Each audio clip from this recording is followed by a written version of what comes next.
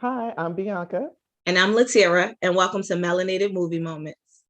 Hey, y'all. Today, we are going to discuss, we're going to get into a little magical realm here. We're going to go into Fantastic Beasts, The Secrets of Dumbledore. We're going to talk about all the secrets. And then we're going to follow it with two trailers. This time, we're going to look at Lightyear, which is coming up, and Avatar, The Way of Water, or The Water, something there. Something like that. Avatar 2, y'all. Avatar Right. 2. 10 years later.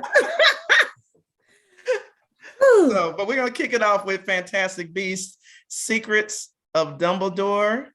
Before just some background, I will say that this is a series that, fun fact or not fun fact, depending on how you feel about the movies, was supposed to go 5 movies, but the writers and the team has said it will go at least 3, and this is the 3rd movie. So it's up in the air whether there'll be a 4 and a 5. There's plans where it can go to a 4 and a 5, but they also had planned that it could be a trilogy just because of how people receive it, and then COVID and pandemic and how it just affected making these big budget movies. So. Right. I mean, I'm okay with it being a trilogy because I think everything was kind of answered. Like they leave the door open to take the story so many more ways because there's so many characters pre Harry Potter, right? So you can still expand the story a million ways and then eventually feed it into Harry Potter. But I think if they make it a trilogy, would I be sad because, oh my gosh, no more world of Harry Potter? But at the same time, I feel like they did a good job like summing it up. So it's not like I'm sitting here like, well, what about? I don't have to do that. So that was great for me. I agree. I think one thing let me preface it. I will preface that say I thought this movie was okay. It was. But one thing I will give a lot of credit for is a lot of times I see this go wrong in films where they're not sure. You see it wrong in shows too, right? When you're not sure if this is the end or not, and this movie, I agree, Latira does a good job with closing up enough things where it could end on this trilogy and it would still be fine. It would still feel like a finished trilogy, but still leaving the door open again, even with the characters within where there's a few things they could linger. Like if they do get the green light to say, go ahead and do 4 and 5, they could easily do it. They did, I think, find a good sweet spot of this is how we'll end this movie where it works both ways. They did a good job of figuring out that balance. And I think that's hard to do, but they did. And what I will also say, unfortunately for the Fantastic Beasts rendition of the magical world of Harry Potter, it was not as good as Harry Potter because it is a prequel, right? So you're giving us background, which also I agree they did a great job filling in the gaps for things that happen in Harry Potter. And like if you read the books, which I did, and things, you know, a lot of these things, but it still gave you a good history of, first of all, Dumbledore was kind of trash from the beginning. And I know everybody's like, I love Dumbledore. I don't. Like, he is one of my least favorite characters because I cannot pinpoint if he is doing this for the love of the wizarding world or for some sick, twisted search of power. He's not a real one. Like, he set people up all the time. And he does not give, he takes their choice. He tells them just enough so they team him so that they do what he needs them to do. Like he manipulates these people by giving them just enough. But if you tell these people the whole story, would they do the things you need them to do? That's with Newt. That's with Harry. Like he literally spoon feeds them just enough to be like, I am loyal to Dumbledore. If you told me the whole story, my G, I would have some more questions. Jude Law and the writers did do a good job of maintaining that part, even in this younger, I will say, of giving like, let me talk to you in some riddles.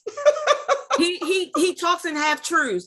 And I realized it in the original Harry Potter series, but then as I watched the Fantastic Beasts series, I'm like, I feel so bad for Newt. Like, dude, you catching flack because you're giving half truths and you trust this person as your mentor, as your professor, and all these things. And furthermore, Dumbledore, yo, I see how Tom Riddle was created. I see how Voldemort was created because of you, bruh. I really do. I really do. Like, you and your power struggle had a hand in that dynamic of BS. But I digress. Yeah, I wonder if that's what they'll go into if they continue the movies, even though they have some things within this movie they could continue with. I just wondered. I've not read that that's the plan at all, to automatically. And I'm not saying people have to do that, right? This is so many years before. You don't have to touch the Tom Riddle because we talked about that in other movies. I get that. You don't have to. Right. But I wondered about that. I will. That is so funny. You're cracking me up about them. Eddie Redmayne plays the mess out of Newt. And I know Eddie already has his little tics and things that he has just as a person that comes out and stuff. But Eddie plays this little anxiety-ridden character who is comfortable in what he knows, them beasts. Yes. That's where you see Eddie get a little smooth, because that's the wheelhouse, right? Magical, but like the little awkwardness with people and the anxiety. It triggers my anxiety watching his character have anxiety on the screen to the point that it's almost uncomfortable, but it should be, because it's just triggering something that I can relate to, because I can feel it and I'll be like, oh Lord. Yeah. And I will say this, we will not go into detail because of the seriousness of those, but this movie has been through a lot. Yeah. Production wise too, which I know affected some script rights and some new characters. They did have an actor that played someone named Abernathy in the other movies. I'm sorry to say someone said. I know by face. I didn't know the character by name. But there was a character that had to get written out. The movie was supposed to come out in 2020, just to show you how far it was behind. They didn't even start filming it until like 2021. Supposed to come out in 2020. They had to drop a character because they actually got a conviction on a type of assault case. Then the Johnny Depp stuff, which we won't go into, happened where they asked Johnny to step down. By the way, they still had to pay him. So they still paid this man 10, 15 million for the movie that they were like, you can't be in. Right. Recast, which I'll talk about the actor that recast in this part, because I actually think they did a fabulous job coming into an established. I just think it's a hard thing to be asked to come into in the third part of a trilogy as a character that already was in. Yeah, because people kind of don't like you. Yeah, and then after that, this person still is in there, but like Ezra Miller, if you just search them, has been in so much legal trouble this year to the point that it's like, and they were in this movie. So I was just like, I know the producers and everybody else is like, look, we just got to get this movie out. I don't know what's next, but just get it out. This movie did have a lot of, I was like. Because every time I look up, I'm like, Lord, Ezra and the guy in trouble. Like, Lord, what they. So this movie had to deal with a lot of things in the midst of trying to wrap this story and trying to set out a movie where, while some movies have broken through and made money in this new landscape, now the theaters are back open, but they're still struggling with the, being put on HBO or all these things early. This movie in no way is going to recoup their whole budget. These movies have huge budgets. There's almost no way to not have a huge budget on a fantasy opus like Harry Potter movies, and it's not going to make that money back, even if it's just not. Which they probably kind of knew going in a way, just because of all the pushbacks and rewrites and like. So I will say I think it's an okay movie, and this is why I can't be as detailed as I am sometimes about what specifically got me, but I didn't feel transported as much as I do in Harry Potter or in other movies. Right. I didn't feel as lost in the world as I usually get, even parts that I did like about the movie. There is not the final battle, but like a scene in the middle between a character that's been charged with doing something to Dumbledore that to me got built up. And then when I watched it, it felt like, this is cool, but it didn't give me what I thought. Like, that's it. Like, kind of felt like I don't know what, but it's almost like when you go somewhere and you eat and it feels like all the ingredients are there, you smell it, it looks like this is gonna be like amazing, fantastic. And when you taste it, it's like, that's okay. It's not bad. It's I thought it was gonna, I don't know what could change automatically, but it just didn't quite get me there. And this movie, I felt like that the whole time. Like, I see all the pieces, but it did not I didn't lose myself into the world the way I wanted to or the way I thought. And I don't fully know why. It didn't happen. Yeah, I feel like they had all of the pieces, right? But they were like missing something that will be like, mind blown. Yeah. But I felt this way about the original Fantastic Beasts. And where to find, like, the only one that made me be like, whoo, was The Crimes of Grindelwald, right? That one really drew you into the movie, pulled you in, like, who do I choose Grindelwald? Do I choose Dumbledore? Do I choose Grindelwald? Do I choose Dumbledore? Like that one, but the other two, it's like they use moldy bread to make the sandwich or something. I don't know. And so I agree. Like Jude Law is always amazing. I think he is phenomenal. And he's someone that can draw you in, which is why, again, I'm like, these people are doing great, but it didn't. Yeah, so like with his character and everything his character did made me dislike Dumbledore even more, right? Like, I already felt a way about Dumbledore, but watching Jude play a younger Dumbledore and them exposing things that also, again, a lot of these things are not new in Fantastic Beasts. They're just the history on things that are mentioned in Harry Potter, like the relationship dynamic between Dumbledore and Grindelwald. Like that was made mention in Harry Potter. Right. And it referenced that they were lovers, right? Yeah. And the writer has said extensively, like, when I wrote this character, this is the past. It wasn't a big thing in Harry Potter because we didn't go into that part of their life. So it wasn't. But in my writing of forming this character, this is always. Right. This is always like, because she was like, when I made them, I already knew they passed in my head to be able to write them. Right. And so FYI, spoiler alerts. It even speaks on things that are talked about in Harry Potter, like unbreakable bonds and things like that. Mm-hmm. So for me, again, with Dumbledore, that is the only character, him and Newt are the two characters that I'm like, because of y'all, I can actually watch this movie at one time. I'm not turning it off. I'm not walking away and coming back to it. But it was only because of those two characters. Like I said, Dumbledore and his half-truths, which makes you reference back to the entire Harry Potter series. Like, yo, you were so wrong to do all of these kids like that. And then with Newt, his level of loyalty, not even just to Dumbledore, but to his brother, to the baker? Christian, the baker, his friend. I can't think of his name. Yeah, but there's that friendship there. Yeah. Right. His loyalty to people is very, even to his animals, it's very evident. And it makes you be like, I love Newt because of the level of loyalty and the things he will do to stand by that loyalty no matter what. And just his excitement and knowledge of the Fantastic Beasts. Like, he has such great knowledge around it. Yeah. So it's just so many anticlimactic moments for me. It kept hitting me like, and y'all asked for much. So if you ever watch the film, and I won't say what happens here, I'll say enough for the people that watched it. There's a part where the brother of another character, you're not sure what they're going to do. And they don't even say a word. And yet that moment gave me good payoff to finally find out what they were doing. It was subtle, but it was one of the few moments in the movie that I was like, that's what I'm looking for. Like this little, okay. Like, and it was so really small in such a small scene. And yet they had these bigger scenes. We had some things dealing with Credence, which is Ezra Miller's character that to me has been built. And then when we get there, it's like, okay. But it was kind of already mentioned that the relationship was not clear, but it was already like, we already knew the dynamic, which also, again, and I know I keep going back to Harry Potter, guys, but it also gives more depth to the beef between certain characters.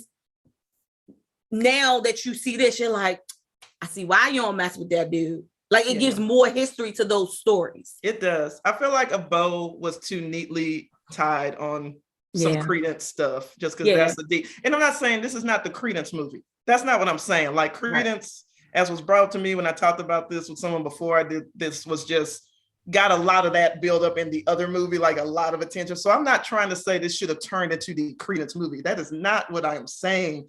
But there were just a couple things that I was like, they could have been developed better. That solves that breakdown, or now this moment you're gonna like. It just felt like, okay, yeah. By the way, let's finish this little arc or some arcs with him real quick. And it was like, I don't know what my notes are to make it better on that, but it just felt like that was too. That really. No. Now here's the thing, Bianca. We know this movie is surrounded by a whole bunch of legal trouble. They might have did that to go ahead and write him out if they make another movie. Just saying. They might have modified it and was like, boom, let's answer all of this because we're not gonna be able to work with him. You about to make me look into this. Just saying. That's a good question, because that calls back to what happened to Jared Leto's Joker, which is an example where it could change the whole dynamic. You are right. Yeah, so I think it could be that. And so they're like, we can't move forward in the series with this person. So we need to make sure the story addresses it, ties it up. And so when we move in a different direction, people aren't confused. It could be. So that really could be it. That I'm not saying, I'm speculating. Right. Directors, because we know, producers of Fantastic Beasts, you can let us know if we're right or wrong. Let us know. And I know that a lot of his troubles happened this year, but it still was before the movie was out. There still could be editing. And also, by the time you hear about people being erratic in the news, they probably also been erratic behind the scenes. This is a guess, speculation. Yeah. So there still could have been hints of like, what are we finna do? Yeah, you know, because I mean, a lot of times they know, and they try to get ahead of it. So yeah, that's why we don't have a Flash trailer yet, because that movie's been done. Just FYI. Anyway. Right. Yeah. So, you know, overall, go ahead. What would you grade the movie? On the strength, you know, I'm just so nice because some of the acting, on the strength of the acting, particularly by Eddie, particularly by Jude, whether you love him or hate him, but still just was in that role, I'm not gonna give it a D. I'm gonna give it like a C minus. Like we close, like you got that right on the edge. I'm debating about the D. Like you didn't fail, but you just made it. So I'm gonna give it a C minus. We almost had a D, but I'm gonna give it a good C minus just because acting wise, if you enjoy Harry Potter universe and you have invested into that universe, or at least you have watched the first two Fantastic Beasts and you just need to finish out this trilogy, go for it. If you already like aren't in it, I'm not gonna say this is the movie that's gonna say, oh, let me hurry up and watch the other one so I can watch this one. This ain't it. Don't start here. You can finish here, but don't start here. So I'm gonna be a little nicer than you. Shock and awe, because I'm normally not. I'm gonna actually give it a C, like a solid C. Okay. But that is because, of course, Jude and Eddie, but also Mads Mikkelsen. Yes. Sorry, sir. Now I'll be trying to mess up people's names. Because he stepped into an established role, and it is hard for people to buy into a character that has already been established. So for me, I was like, who is this dude? But I was aware of everything. So I was aware of why, so I could see past it. But I think for the circumstance of the situation, he did well enough. And I feel like if the story would have started with him, I'd have never thought nothing of it. You know what I'm saying? I kind of liked him slightly. And before I say this, as an actor, I'm being very clear, y'all. Don't come in there. We're not talking about the outside world stuff. Right. We're talking about acting. Actor, I am a Johnny Depp fan as an actor. I haven't liked every movie, but I like The Risk. Okay. So this is not that. For me, I actually would have enjoyed maybe seeing him play this character from the beginning, because some of the facial, and he always does this, is fine.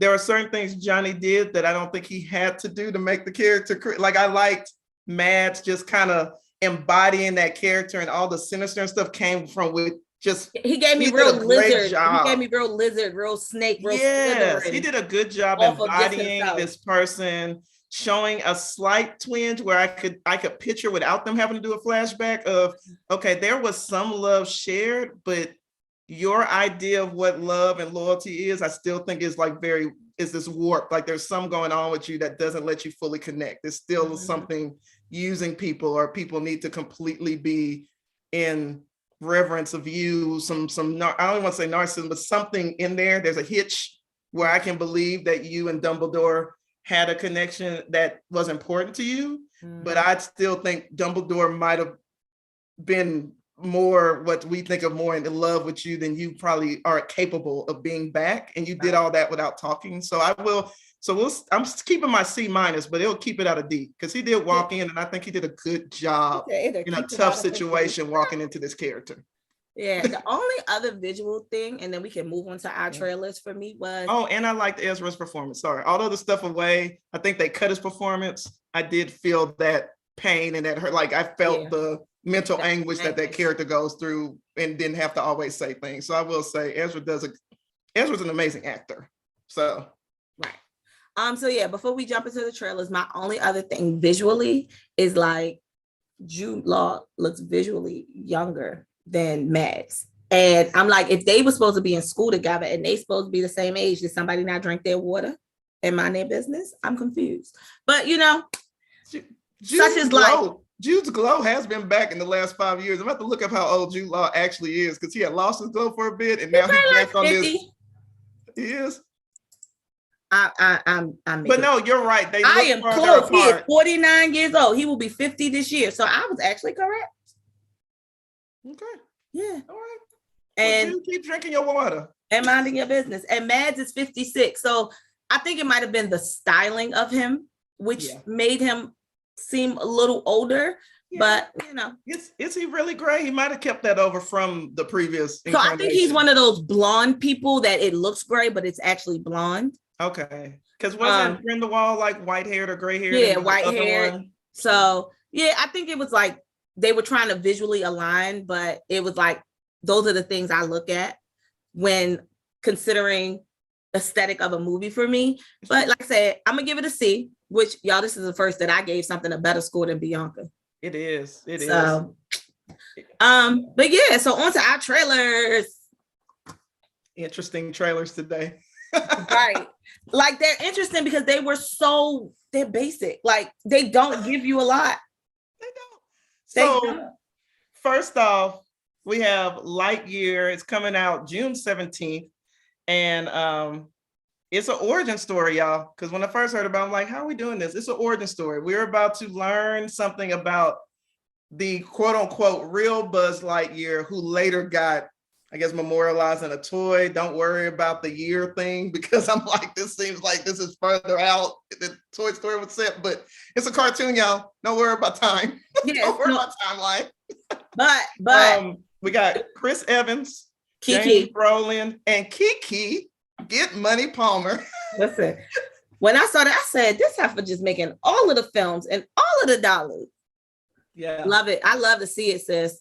Yeah, I do too. And I'm enjoying Chris Evans is interesting because I get, the actor and the character, and as they've come off Captain America and, pulling because they're so bankable. But even voice wise, I'm like, you sound like if they got, the character to do the toy Buzz, it's like they sound similar. They don't sound identical, but it sounds like actually they did good with that. Because listen, I'm proud of Chris's glow up because baby in Fantastic Four, I was like, "Ooh, you should never act again." Never. Never. Chris has done so much with his acting. Like we're not even talking about the look glow up. I mean, literally acting. Everything aside. In Fantastic Four, I was like, I hope he don't get no more movies because it's bad. Yeah, and go look at Fantastic. Do a drinking game out of it. I'm sorry if you don't drink to make a funny game. Drink some water. It's up to you, right? Go watch that. Then watch any Captain America version of him. Watch Knives Out. Watch anything else he has done since, and then be like, "Is this the same person?" I'm telling you. Yes. Listen, he must have went to a class, child. A class one. He must have went to a class. Somebody told him, "Stop." They always joke about don't rely on pretty. Chris, don't rely on cute. Listen, cute white boy, don't rely on cute, and you got to dig from within, and then that's what they told him. Because, so listen, but yeah, if Fantastic Four had to be my gauge, I would never watch anything he was in. So bad, ever. Not just the movie was bad; he was bad. He was bad. He was bad in a bad movie, right? And that's bad. That's the hashtag. Who's bad? Who's bad? Yeah. But yeah, so I am actually excited for Chris to evolve and now get into some voice acting because listen, voice acting is where the money resides. It is. And when I was reading this cast list, like I said, with Uzu Aduba and James Brolin getting all his money too. Listen, he'd been in Deadpool. He was Thanos. He doing this voice. He was in that Dune movie. I said, him and Kiki Palmer, maybe they need to do a class about how to get decent roles, but keep them coming. Right. How to make sure you forever and you like your name is always in the streets, even if two different genres, Kiki. Yep. Look. But it is an origin story. Again, showing, I guess, whatever happened to make Buzz Lightyear this name that would eventually get immortalized in a toy. And all I know is somehow he's trying to find his way home. The trailer I don't know what happens that makes this, but it's just obvious, like there's some kind of jump and he's just trying to get back, and that's pretty much all you know. They don't give you a lot. They give you little pieces and sprinkles, but for a cartoon trailer, I was like, they really did a good job of like, this is not your typical. They really hold back. Yeah, like I was like, okay, so I don't know what happens. I just know these basic things. Yeah, so looking forward to that. Seems like it's a decent family movie. They showed me enough to be like, this seems like this could be really interesting. It's a June release, so interesting to see where it goes. And I think it's really an interesting way to bring the Toy Story franchise without just tacking on yet another Toy Story and trying to do that whole world again and again. I think this was a pretty cool way. And if his works, who knows? Maybe they'll show. I'm not saying they should or shouldn't. You need a good script, but maybe they'll show the TV show version of the Woody character, since all these toys were based on, according to those movies, like a show that people used to watch. Woody would be like Buzz Lightyear was based on a person, and now we're getting to see the person. I think it's a cool way of continuing it without saying, let's just throw the toys in a box somewhere else. Yeah. I think Woody would be good as a Disney series. Yeah. Like a one season, that would be episode situation. I think that would be a good idea. That would be cute. But yeah. Yeah. If these things happen when we give suggestions, y'all need to tag us, let us know, so I can be like, did y'all watch this? Do you owe us some coins for these ideas? Right, for these ideas. Now on to Avatar: The Way of Water. Avatar. So this trailer annoyed me because like I was like, oh, Avatar, why they got a commercial? This movie came out 20 years ago. Oh, wait, it's a new one. Oh, okay, they in water, got it. Like that's like I was like, I am not inclined to watch this based on this 30-second snip of them jumping around and in water. Like I just watched the other movie. So in some background. So I'm about to say, in my big age, elder millennial, right? I remember the first one. It blew my mind at the time. When I watch it now, it doesn't quite hold. And there's some other little problematic things with some savior stuff that's like, the me now is like, oh Lord, this movie don't hit like it used to. But at the time, it was like mind blowing because the effects we see in 2009 actually hadn't been done on that level before. So to go see it was fully immersive. You almost forgot the story because you were amazed at how just it looked visually. It was definitely a go to the theater and experience this kind of film when it came out. So if you watch it now, you'll be like, oh, we see this all the time. But at the time, mind blowing. Right. This sequel was supposed to come out in 2014. We in 2022. It's coming out December 16th as of now. And all I know, and yes, I did have to look up one statement because I watched that whole thing too. And it was a lot of music and pretty pictures. And then I think he says maybe one line at the end, like something about family. Like that's it. It's like, oh, there's the voice. They talk. But all I know is it's set a decade later. Is following him and now having a family in this world. And I'm sure danger ensues. Like literally, that's how it's just, look, these are the people you like. Let's see them 10 years later, throw some little avatar. Well, they're not avatars. I forgot the name of that, the Navi or something. Yeah. They have a family now. Let's watch them stay safe. Sam Worthington returns, Zoe Saldana returns, Sigourney Weaver returns as evidently a different character, because if you've watched the first one, it seems like how are they there? But they're playing someone else. I don't know anything about it. Don't know. Even the creepy military guy comes back. Yes. Michelle, and then we got new people, Michelle Yeoh, Kate Winslet, and Vin Diesel are all gonna be something. Don't know.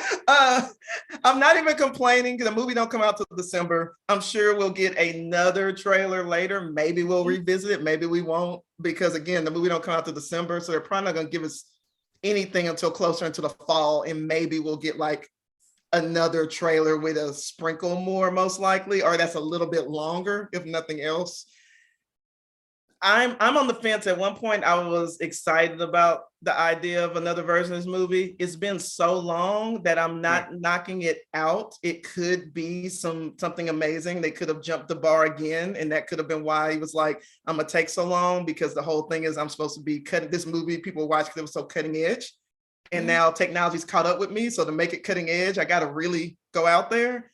So I won't say I'm not like whatever about it, but I'm also not like, oh yes, I'm counting down. Like I'm just like, we'll see. Yeah, I mean, it's very few movies where when the sequel takes this long, I want to see it. So there are very 13 few years, 14, 13. It's been 13, almost 14 years by the time it'll come out. My son is 1. He's 14 now. Right. Like there are very few movies where you take decades and I'm going to actually be excited about why. There's only one actually that I was like, regardless, I'm going to see this. And not that the films are amazing. It's just, I love the story. So when they make sequels, one, they make sense because they actually age them in time, like they're trying to do. Best Man? No, actually not Best Man. Oh, I thought it was that one. Sorry, go ahead. Bad Boys. Oh, but Best Man was a good. Best Man is a good example. But Bad Boys was for me one of those series. Wow, you took so long in between each sequel. Yeah, each sequel makes sense. Yeah, it did. Timeline, and so it was just a continuation story for me. So I'm like, if it's gonna be that, okay. But like you said, one, it's been so long that the allure of that original movie is like, oh child, do you know how problematic some of that was? Yeah. And then two, it's like I wasn't baited. Like even with Bad Boys, Martin and Will did enough things for me to be like, dang, I wonder why they never did another Bad Boy movie, you know? Yeah.